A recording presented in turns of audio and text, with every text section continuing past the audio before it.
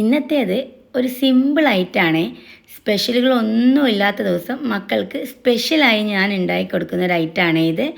അതിനുവേണ്ടി നമുക്ക് വഴുതനങ്ങ എടുക്കാം. നീളുള്ള വഴുതനങ്ങ ആയാലും ഉണ്ട വഴുതനങ്ങ ആയാലും കുഴപ്പമില്ല. ഒരുപാട് കട്ടിക്കല്ലാതെ എന്നാൽ നേരിതും അല്ലാത്ത രീതിയിൽ നമുക്കിത് കട്ട് ചെയ്തെടുക്കാം.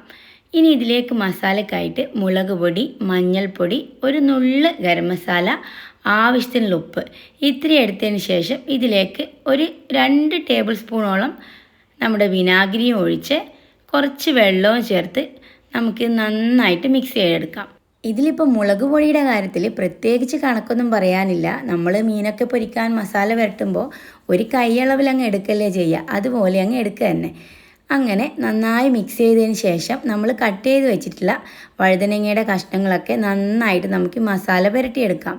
ഇനിയിപ്പോൾ മീൻ മസാല പുരട്ടി വെക്കുന്നത് പോലെ നമ്മൾ ഉപ്പ് പിടിക്കാൻ മാറ്റി വെക്കേണ്ട ആവശ്യമൊന്നുമില്ല. മസാല പുരട്ടി ഉടനെ തന്നെ നമുക്കിത് ഫ്രൈ ചെയ്തെടുക്കാം. അതിന് വേണ്ടിയിട്ടൊരു പാൻ അടുപ്പിൽ വെച്ച് കൊടുത്തിട്ടുണ്ട്. ചൂടായതിന് ശേഷം എണ്ണ ഒഴിച്ച് നമുക്കിതുപോലെ നമ്മുടെ വഴുതനങ്ങ നിരത്തി അങ്ങ് വെച്ച് കൊടുക്കാം. നമ്മൾ എപ്പോഴും ലോ ടു മീഡിയം ഫ്ലെയിമിൽ വെച്ചിട്ട് വേണം നമ്മൾ ഈ വഴുതനങ്ങ ഫ്രൈ ചെയ്തെടുക്കാൻ വേണ്ടിയിട്ട്. ഹൈ ഫ്ലെയിമിൽ വെക്കുമ്പോൾ എന്താ വെച്ചാൽ പെട്ടെന്ന് അങ്ങ് കരിഞ്ഞ പോലെ ആവുകയും ചെയ്യും, എന്നാൽ ആ ഒരു ക്രിസ്പിനെസ് കിട്ടുകയില്ല. നമ്മൾ ലോ ടു മീഡിയം ഫ്ലെയിമിൽ വെക്കുമ്പോൾ നല്ല സൈഡൊക്കെ നല്ല ക്രിസ്പിയായി വരും, എന്നാൽ ഉള്ളിൽ ചെറിയൊരു സോഫ്റ്റ് ആയിരിക്കും, പക്ഷേ നല്ലൊരു ടേസ്റ്റ് കിട്ടും ഇതിന്. നമ്മളിപ്പോൾ ഒരു കറിയൊക്കെ മാത്രമാണ് ഉള്ളതെങ്കിൽ കൂടെ ഈ വഴുതനങ്ങ ഫ്രൈയും കൂടി ഉണ്ടെങ്കിൽ ചോറിന് അടിപൊളിയായിട്ട് കഴിക്കാൻ പറ്റും. അപ്പോൾ ഉണ്ടാക്കി നോക്കണേ.